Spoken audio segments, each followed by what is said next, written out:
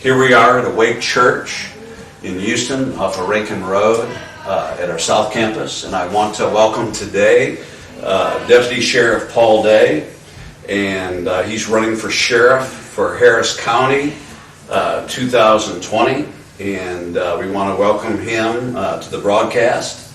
Tell us how long you've been in law enforcement. Well, Pastor, first off, I'd like to thank you for allowing me this interview. And I actually started my law enforcement career when I was in the military during the Vietnam War era. I was stationed in Washington, D.C. in the 1st Battalion, 3rd Infantry, Old Guard.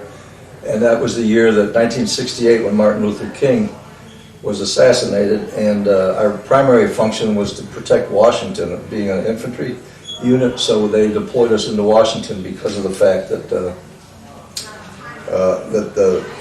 there was a lot of rioting, and the police couldn't hold the rioters back. So we spent 3 weeks there. So even though I wasn't a policeman, that was my first. That's when I first saw violence in our community, and it really touched me and touched my heart because it was a tragic event. And then later in life, I learned that one of the quotes from Martin Luther King was, "Only a fool seeks peace while initiating violence." So in his death, the people reacted with violence when he was a peaceful demonstrator. But then I went on to, got out of the Army, used a GI Bill, went to college, got a degree in physical education. But then I became a policeman in Niagara Falls, New York in 1973. I was there until 1976 when I joined the Houston Police Department here in Houston, Harris County, Texas. I spent 31 and a half years with them. During that period of time, I was honored to be a member of the SWAT team for 17 years. I helped organize the domestic violence unit in the early 90s, which is what compelled me to start trying to become sheriff in 1992. And I retired from the Houston Police on Good Friday, March 21st, 2008. Now, I don't know if that was significant that I chose Good Friday, but I took a year off, and then I just felt that a friend of mine that I had met on the job, and it actually led to the Lord, called me and said, "Well, you left your ministry," which was true, because there's a lot of ministry opportunities out there when people are having problems where they call for law enforcement. So I went, and because I continued with the quest, I felt that God was calling me to be sheriff, and I had already run 5 or 6 times to be sheriff, and unsuccessfully, so I decided to attempt to join the Harris County Sheriff's Department. So in 2009, I was successful in passing the PT test, and I've been with the Sheriff's Department since May of 2009. And so a lot of people go seeking employment in areas simply for financial gain. And there's very few people that I know that are actually called to do a certain thing. And so you have been in law enforcement for quite a long time, and to you at this point you could retire, but you feel that there's a call of God upon your life to make a difference in Harris County, Houston, Texas. And so how many years young are you? Well, I always quote Satchel Paige when people ask me that, how many years young I am. Satchel Paige was in the Negro League when Jackie Robinson broke into Major League Baseball, and he was in his 40s when that happened, and he became a very significant. He got a contract right after Jackie Robinson, and in one of the books I read about Jackie Robinson, I read that Satchel Paige would always end an interview when they asked him how old he was by "How old would I be if you didn't know how old I was?" So, but to be full transparent, right today I'm 71 years old and 217 days. Wow, 71 years young. 71 years young and 217 days. And the reason I know the actual number is because years ago when I was reading the Bible in Psalms 91, it says, "Teach me the number of my days, yes, so I can gain a heart of wisdom." So, and I believe since I've done that, I've actually gained a heart of wisdom. I've even become more encouraged in my quest to honor God by Him drawing me to be the sheriff of Harris County. So in 2020, how many times would it be that you have run for office? In 2020, it'll be the 8th time. And Pastor, you would know better than me. Isn't the 8th time the number of completion in God's word? Yes. So this will be when we complete our quest. And I've even been God's put in my spirit a kind of a motto that is, everybody's heard, hindsight is 20/20. So that meaning that now in 2020, all the hindsight of the people didn't elect me all these other 7 times, that now they have the opportunity to step up and elect the sheriff that will really do the best job, probably not only here, but in the whole country. And, I just have to commend you. A heart of a champion never gives up. And so when you feel a call of God, many times we can lose an election or be disappointed in the results and just give in. But this will be the 8th time that you've run for office. And that tells me that you have the will to surrender to the purposes and plans of God for your life mission. And so tell us a little bit about your heartbeat. What would you like to see differently in Harris County? Well, it's such a plethora of things that need to change. We'd have to completely reorganize not only law enforcement in the Harris County Sheriff's Department, but law enforcement overall of Harris County. There's over probably 60 agencies in Harris County, and back in 1992, and this was before I even surrendered my life to Christ. I was a Christian, but I just hadn't surrendered to Him. I surrendered in 1994, but I still recognize that we have an inefficiently run law enforcement because of so many agencies. And one of my ideas would be to bring all agencies together in one organization, which would be an elected sheriff that would be over it.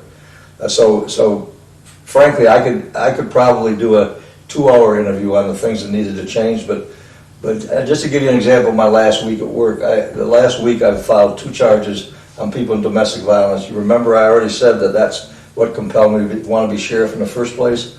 And in one case, a son hit his mother in the face with, of all things, a chocolate milk bottle. And he's 29 years old. And then just yesterday, a man that's estranged from his wife thought his wife was cheating on him, which she says she's not. But he beat her up in front of their 2-year-old child and her 8-year-old child. And just through the grace of God, I convinced him to come back to the scene to where I had to arrest him, and now he's under indictment for family assault as well as interfere with emergency communications. So it's still the still biggest problem in all law enforcement and all the violence we see in our nation and world is the fact that kids are not growing up in godly families, and their fathers are not wanting to raise their children. Last week I had a call where there's a man that was still stalking this one woman who he has 1 kid with her, but he had 3 kids in the car from 2 different women. These are all kids under 10. And then he was proud of the fact that he had 7 children and had 2 more women pregnant. But he doesn't even have a job. Every night, my wife Debbie likes to watch the news, and in Houston, there's always murders every night, home invasions, drive-by, children being killed, and here recently, of course, a police officer went into a home and did not have a warrant, and 2 people ended up dead, and so several officers killed. How, one of the things that is so important, when you think of law enforcement, you think of somebody that wants to serve the people. So when we look at law enforcement, we want and desire to be able to trust our officers. As well, we know there's a lot of violence on the street, and so a lot of attention has been given to law enforcement for maybe excessive force and so forth, but we know that there's got to be training. I think people need to show respect to law enforcement, but also I think that our law enforcement needs to be trained in better ways to handle with maybe heated conflicts. So do you have any plans in the work or any thoughts of what you could do to help people feel more safe? Well, as I've already spoken to you about, I was on the SWAT team for 17 years. I also got a degree in education. And I have a basic certification to train people in law enforcement I've done a lot of training classes, so that would be one of the main components of my administration. Now, just to touch on the warrant that was run by the Narcotics Division of the Houston Police, that was such a tragic event. I want to correct you on one thing. They did have a warrant. They had a probable cause warrant. I've been asked about this because probably 10 times in the last 2 or 3 weeks since it happened, because everybody's confused about what happened. And the warrant was actually a legal warrant that was being executed by a group of people.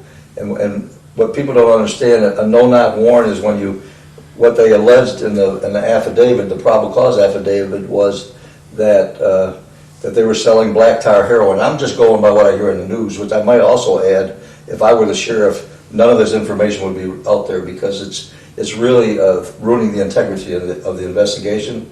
Nobody should know what I'm talking about now until it's been presented to the court. People have had charges filed on them. And also what offends me as a policeman throughout my career, the only people they don't want to be innocent until proven guilty are the police. When the police do something they think is wrong, then instantly they put all the stuff out on the streets. They ruin the integrity of the case. And that's why I'm taking the time to explain this. So these guys have a warrant that everybody thinks is legitimate. Then it comes out later by what I hear on the news that they can't find a confidential informant that gave the guy the information about buying the black tar heroin, and so now they're indicating that he might have lied on a probable cause. Which, if that's the case, well, then he's in violation of the law for perjuring himself on the affidavit. And but everybody's going to blame all the police. The other police that were there were just doing what they normally do on a no-knock warrant when there's narcotics involved, because you have to get into the house before they can destroy all the evidence. And then, of course, I don't know what their intelligence was. I just also am very proud that I have not one but 2 sons that are police officers also, and one of them is with the Houston Police. So some of the information I'm getting, third and fourth handed from him about the execution of this warrant. And we don't really know yet what all the facts are. So how can we be trying it with the news media putting out there for public information? And then I also have a son that's a narcotics officer in Western New York with the Erie County Sheriff's Office. So I've discussed it with him. I've discussed, and we're all in alignment with, we need to wait until we see all the facts. And right now, we don't even know, there hasn't even been an indictment yet. It does seem that America has believed and gone in the pathway of they're guilty and they have to prove their innocence. Yes. We see that in politics. We see that in so many different facets. And so it's important, I would say that we need to understand that our Constitution and things were set up to be innocent until proven guilty. Yes. And let me also add, Pat, I didn't mean to cut you off, but I meant to at least, it's also a tragedy. When I become sheriff, no policeman ever wants to kill anybody. Of course, we don't want to die either. And just to show you how long my career's been, in my career, I've known 14 policemen personally that have been killed in the line of duty. And in my career, there's been some controversial shootings like this, but I don't think there's been as many as 14 where I know people personally that have died. A couple of them were just executed, where they were running around a corner and they shot them in the head. So it's a dangerous business, but my heart breaks. I've also, when I was on a SWAT team, I saw 5 or 6 people get killed by us because they were a threat to us and somebody else. They were shooting guns at people, or they were pointing guns, and every time it's a tragedy. And what I want the people listening to this to understand is, when I was on a SWAT team for the first 15 years, everybody called us sit, wait, and talk, because we sat and we waited and we talked. And I was on probably hundreds of operations where they were concluded with no violence. That's why they called us. Well, in modern day times, in the last 10 or 15 years, the people will become unreasonable and they want to shoot it out with the police. And when they want to shoot it out, the logical conclusion is people are going to get shot and be killed. But what I do want everybody to know is, listen, is I feel horrible. I've been, just you bringing it up makes me almost sick to my stomach. I've been agonizing over this and praying over this situation, because the 2 people that got killed also, they have family members. Yes. And it just, I just heard a sermon, I'll use a suicide as an example. You know, I heard a beautiful sermon on why people shouldn't commit suicide, and I've witnessed 3 suicides in my life as a policeman. It's not a pretty sight. But the guy concluded the sermon by saying that they kill themselves because they want the pain to stop. But you know what happens, and that happens with all these things, the pain doesn't stop, it just increases. Because everybody who, I had a friend, I've had 3 friends that have committed suicide. Every time I drive by the cemetery right out here coming to your church, one of them's buried there. And that's been over 10 years ago. And it still bothers me. And so we're growing up in a society where it's rebellion against authority. Yes. Anarchy. And so what would you tell young people that are growing up that how to show respect to law enforcement? Because every time you go out there, you can be a target, and people can just shoot you for no apparent reason just because you're in law enforcement. How would you instruct young people, especially, or even young adults, how to avoid conflict with law enforcement? That's an awesome question, and I'm glad you asked it. And I've actually taught in school classrooms around the city and around the county. And whenever I do, I actually give them information like this. And I'll challenge everybody watching to find me an event where a policeman, even if he shot someone and it was not justified, that the person he shot did not listen to what he was told to do in the first place. It's that simple. The respect of authority, and whatever the policeman tells you to do it, and then nothing will happen to you. But the minute you resist or you run off, then you set in motion. The one I'm thinking of is there's one where it was a couple years ago where you saw in the video camera the guy had a man stopped. The guy was wanted for I think there was a stupid warrant. It was just for not paying child support. And he sat in the car. You watch him, and then all of a sudden he's thinking while the policeman's going back and checking, probably finding out he's wanted, and then he just jumps out and runs. And then when he runs, that's when the policeman goes beyond, and he tells him to stop, and he shoots him, and then it gets even worse because they show him putting down a taser, acting like he took the taser from him. So the policeman might have thought, well, maybe I shouldn't have shot him. But and I'm not saying the man deserved to be shot, but if he just stayed in the car and taken his jail sentence, that's what there's little kids that got guns and they take a gun out, and we don't. And they're 14 years old, but they're 6 feet tall. And if they take a gun out and wave it at you, what do you expect us to do? So to get back to your question, to simplify this, respect authority, even though they're not they might be yelling, screaming at you.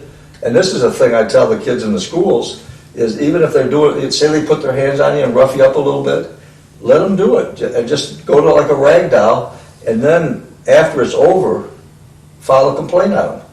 And I'm telling you right now, citizens of Harris County and the world, whoever sees this, no policeman likes it when an internal affairs complaint is filed on them, especially if it's justified. Well, thank you for being here. We salute law enforcement. We thank you for your service to the community. And maybe Houston can be a model for the rest of the nation. So that's what I believe is going to happen. As a voter out there in Harris County, how can we make a difference? Well, I'm glad you asked me that, Pastor. The problem I've had in all my other elections is the voter turnout and the voters really not understanding what the process is. We're a candidate for sheriff in the Republican primary. So right now, even though the sheriff is Eddie Gonzalez, he's a Democrat, so he has to win his primary, and then I have to win a primary in the Republican primary. So I'm asking all voters to first get on your knees and pray, and not only pray for my election, to pray for this whole nation, that God will guide and direct you. I'll even quote you scripture: trust in the Lord with all your heart, lean not on your own understandings, in all your ways acknowledge Him, and He will direct your paths. He'll direct you to vote for the correct candidate. And then when everybody has to get registered to vote in the Republican Party. It'll be the first Tuesday of March 2020. And this is what the Democrats do real well. We don't do it as well in the Republican Party. You have to bring multitudes. Don't just cast your vote. Get everybody in your family, everybody in your churches, and again, be praying from today forward, because I believe that God's going to use this next election as the last revival. What is it, the Great Awakening? This will be the last Great Awakening. So get involved and make a difference. Consider Paul Day for sheriff, a Christian, one who loves the Lord. And if you want to get involved with Paul Day, call 281-954-5563. That's 281-954-5563. We're Awake Church, and we're here in the community to serve you. And may God bless all of you. Amen.